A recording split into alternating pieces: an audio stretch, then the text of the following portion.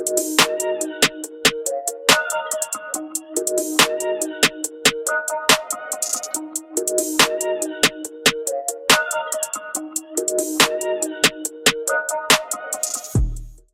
back to another episode of We Are the Ones podcast. This is the podcast we have extraordinary conversations with extraordinary people doing extraordinary things. We are still here live at Alumni Arena for UB Homecoming 2024. We are at the exclusive UB Soul tent. This is like the people of color coming back together, and it is, I wish y'all can see what's going on out here right now. It is so crazy, and it's still light out here right now, but I felt like that we really needed to have a really heart-to-heart conversation around voter education and voter mobilization, right? Because as we know, we have a big election coming up in just a couple of weeks, and I felt we really need to have that conversation because we need to make sure that we are keeping people engaged and making sure that they are out here registering to vote, making sure they are out here exercising their right to vote.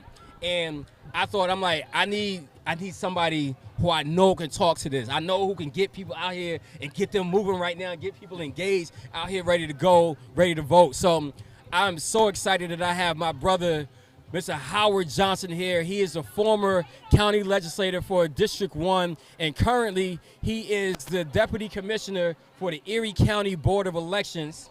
Did I get that correct? You got that correct. Come on, man. I got it. One shot, one kill. Let's go. One shot. That's absolutely. Yeah, Let's so, go. No, I appreciate you for being here, brother. Thank you so much, man. I appreciate you for having me. Thank you for me. all of the work that you're doing, here and just being of service to our community, man. Yes. You did some amazing work as county legislator, and I know you in this new role that you're in right now, is really making sure people are making sure that, we are active and we are participating in what our right is, right? We have this right to vote, and we need to make sure that we're exercising it, right? So, but I wanted to bring you on real quick because I really wanted to talk around, voter education and mobilization because, as I mentioned earlier, we have this big election coming up. Absolutely. Right?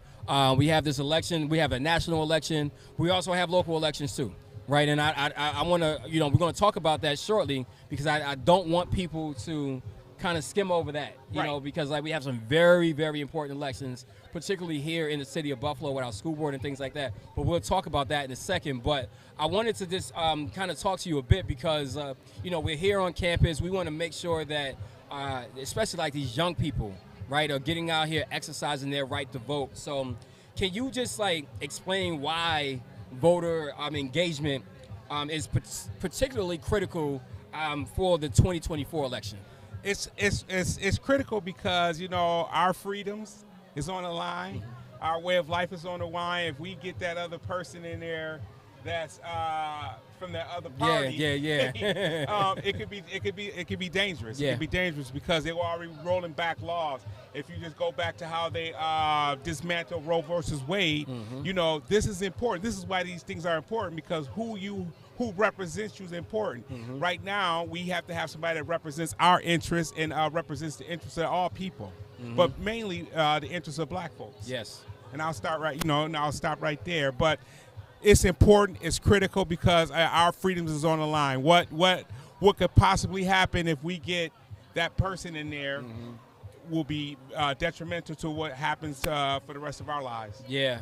And I don't think people really understand the gravity of what potentially could happen if that other person is elected.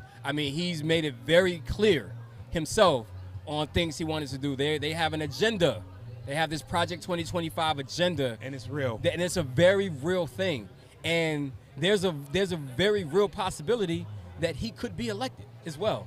There's a very real possibility. So I want to talk a little bit about the local elections because we spoke about that a little earlier. And again, we have so many, elections that we need to make sure that we are paying attention to here locally, right? One of those big elections are the school board elections is coming up. Absolutely. Right? So why is it important for individuals to make sure that those elections, those hyper-local elections are also a priority for us as well? Because all politics is local. It starts at home first. What I've run across, and you talked about voter education, is that most folks think their vote counts more for a presidential election versus what's happening locally.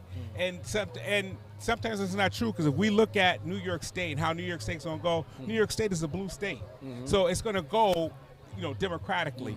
But when we drill down to what's most important, services, things that affect us directly, are those local elections. As you mentioned, the school board elections. Those are very critical, because those determine the resources that go to the children, who is providing those resources, and if those individuals are qualified to even do that. And I think a lot of times, a lot of individuals won't pay attention to that. We gloss over that. But that piece is one of the most important pieces. All our down ballot races are very important. The next DA race, who knows if we get a Republican DA in office and not a Democratic DA in office, that could be very crucial to, bail reform and those laws that's been put to help our communities. We also have the state senator race with Chairwoman April Baskin, who right now, will be the first black woman, first woman of color to represent, Buffalo in the state Senate, and it's very critical, because that's where a lot of the resources are coming from. It, is driven through federal government, passed down through the state, and then those who lobby, the state, is how the resources are distributed. So we need somebody working on behalf of Buffalo, distributing, getting them resources to bring back home. Absolutely. So talking about schools, we are here, as I said, at the UB reunion weekend, and we have young people here at the University of Buffalo that we want to make sure that they are engaged as well, engaged in the process as well, right? Because a lot of them are of age where they can vote, right? So, well, can you just talk about like how important it is for universities like UB to be involved in the voter education process, and how can they support the efforts to increase youth turnout? It's very important, because our next leaders are in these universities. Universities like UB turns out our next leaders, our next mayor, our next state senator, our next whatever it is, our next president could come from these universities right here. It's very important. And how the university can get involved is doing voter registrations rally, and actually getting the word out. Get out the vote rallies to encourage the campus to actually go out and vote. That's important. Yeah, that's. I'm really glad that you talked about that. Another thing that I think is important for me as well. I have two siblings who were released from prison over the last couple of years, right? And we want to make sure that they are actively involved in the process. And I know there have been laws and legislations that's been put in place that's allowing felons to be able to vote, right? So can you talk to a little bit about that? Like, are there any new voter laws or regulations that people should be aware of? There's always been a law in the book that once you've served your time and you're not on paper anymore, you have the right to vote. She recently just passed a law. While you're awaiting trial, if you haven't been convicted of a crime, you still have a right to vote. And those are critical. A lot of our individuals who are justice involved don't understand those rights. That sometimes when I'm out on the doors and I'm going out and I'm engaging folks, they say, well, I've been to jail. I'd be like, okay, are you on paper? Are you a current felon? They'd be like, no. I said, well, you have the right to vote again. Right. And I think that's so important that we educate the community in that facet right there. Marion Barry. Shout out to Marion Barry. That was my mayor. I used to live in D.C. That was my mayor when I was living down there. So yeah. Right, so you know that he was a 4-term mayor, and Absolutely. How he did it, he went into the prisons before those folks were charged of any crimes and registered folks to vote. That's amazing. And that was key. That was revolutionary, because it hadn't been done before. But he actually went in there, registered those folks to vote, and because he touched them first, that is sure to vote for him, because he actually took the time to say, hey, you know what? You matter. I know you're not committed. You're not.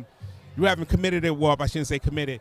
You haven't been convicted of a crime. Let's get you registered to vote and get you to vote. So those folks were there awaiting trial, or had the right to vote, and that's critical.